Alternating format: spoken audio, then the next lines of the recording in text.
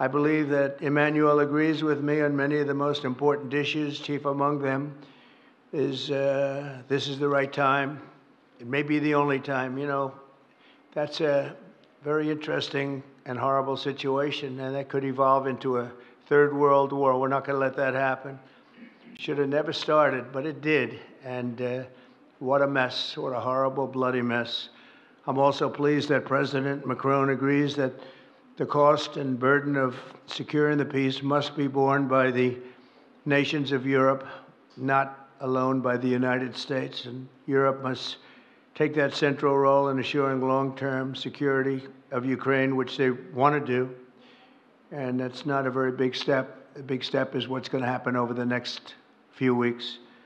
The United States has put up far more aid for Ukraine than any other nation. Hundreds of billions of dollars. We've spent more than 300 billion, and Europe has spent about 100 billion. That's a big difference, and at some point we should equalize.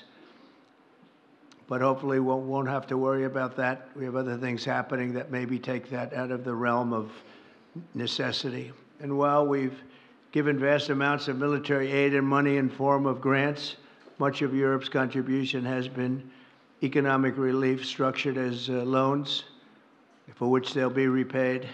Like the Europeans, I believe that taxpayers in the United States also deserve to recoup the colossal amounts of money that we've sent.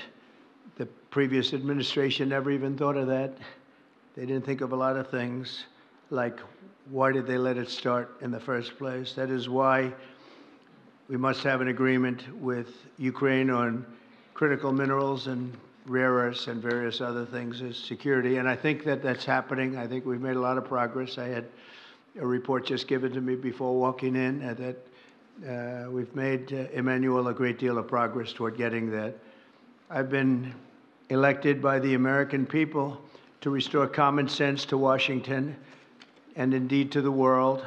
And I believe strongly that it's in the best interest of the United States, the best interest in Europe, the best interest of Ukraine, and indeed the best interest of Russia to stop the killing now and bring the world to peace.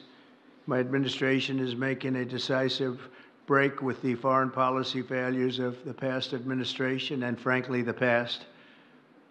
I ran against a very foolish foreign policy establishment, and their recklessness has led to the death of many, many people. Under our administration, we're forging a new path that promotes peace around the world. And when I left office for the first administration, first term, we had no wars, we had no problems. We didn't have October 7th with Israel. We didn't have Russia and Ukraine going at it. We didn't have the problems in other parts of the Middle East. We didn't have inflation. It was a whole different world.